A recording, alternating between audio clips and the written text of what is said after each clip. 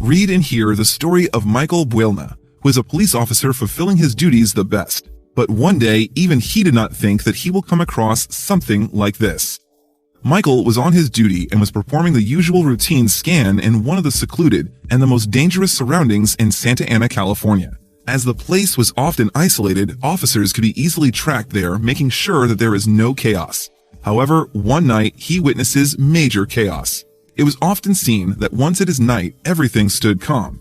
Some back streets of the place would find homeless people, and many panhandlers, too, would roam around. In order to ensure the safety of the residents, many officers like Michael would be there to work.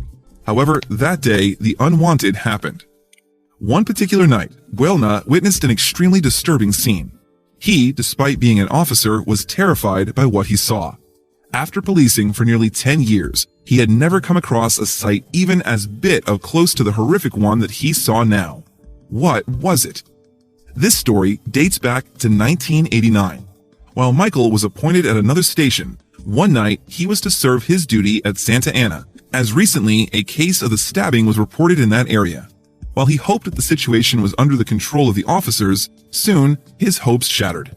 Michael was alert of his surroundings. He was keeping an eye on the very few people that would come across the lonely streets at odd hours in the night. Just when he thought that everything seemed to be fine, a group of people suddenly appeared and waved at him nervously. The people suddenly start to point out to a nearby alley. They shouted from a corner, "Look, there, something is there!" And this made Michael alert. He immediately rushes to the alley and he was stunned. He had no clue that he was stepping towards the unbelievable. The way people pointed towards the alley had alerted Michael. He prepared himself for the worst and stepped ahead. Surprisingly, there was no one around. The alley was all silent. But then, this silence was disrupted by the unknown. The alley was weirdly silent. Michael was even able to hear the sound of his own footsteps. There was wind blowing and cicadas chirping. And as Michael stood still and paid attention to any other noise, he gets to hear some faint sounds that startled him. What were they? The sounds were very low and barely audible. They were faint, but as far as Michael could recall, they appeared to be some cat meowing or something similar. Michael followed the sound and searched to the very corner of the alley, and the sounds were coming from a dumpster. And when he found the source of the sound, he was petrified. As Michael reached the dumpster, the sounds became audible. They were coming from inside of the bin. All the while, the officer thought that these noises were of a cat or some animal, but they appeared to be a baby's cry. But that was too vague of a thought to come to him. He disposed his thoughts and quickly peeks inside the bin, and the sight shocked him. Michael immediately threw away the stuff that was in the dumpster, and the sounds grew stronger. And as he reached the bottom of the bin, the source of the sound made the officer's head revolve like anything, and he whispered to himself, "This is unbelievable. How can this be here?" The sight that made Michael breathless was that of a human baby abandoned in that dumpster. The faint sounds were indeed that of a baby crying. The police officer could not believe that someone could do something this inhuman to a newborn. But there was something more which panicked him. Michael was already not over the sight of finding the baby in a mess like that he made another unbelievable discovery. The baby was dumped at the bottom of the dumpster and he was lying on his stomach, almost choking. The little one was all covered in blood and dirt from the bin, and then he found something that needed immediate attention. The newborn not only needed some air to breathe and someone to look after, but he needed immediate medical help. The umbilical cord was still attached to the baby. The officer had to think on his feet and rushes for medical help. Michael had never come across something this awful ever before. Despite being a police officer, Michael had his heart for this baby. He couldn't bear the pain in which the baby was in. Though he called the ambulance, yet couldn't speak to them about the situation as he was so disturbed and in shock. He did not let the baby go with the doctors, but rather left his duty and went with the baby in the ambulance to the hospital.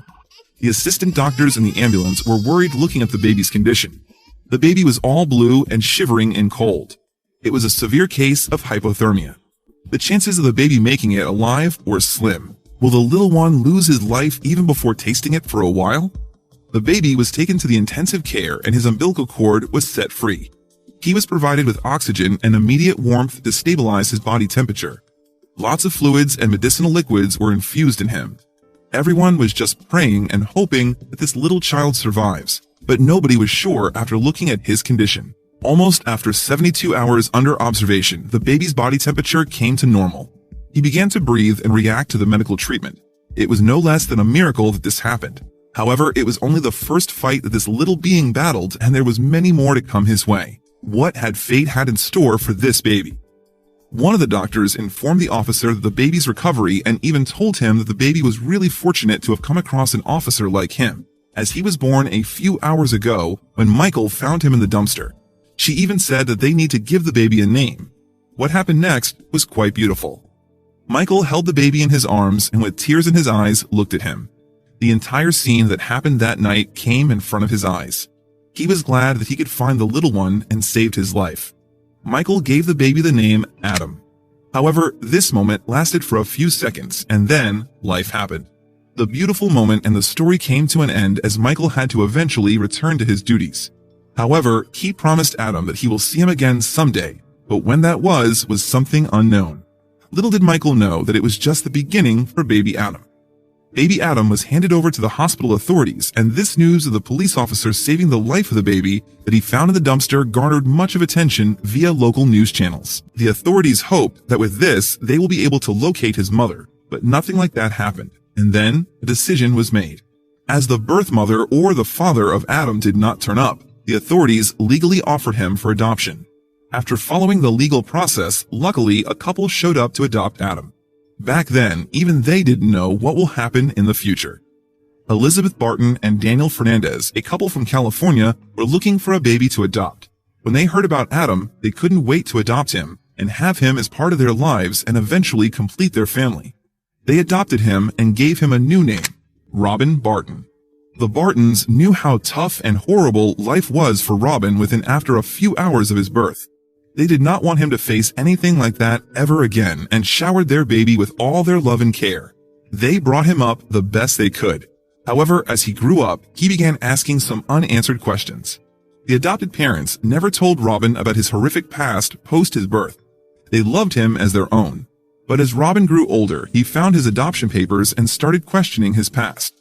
The duo ignored this subject every time, but could only hide it until his adulthood struck in. For years, Robin was never told the truth, but as he grew into an adult, he couldn't any longer refrain from the truth.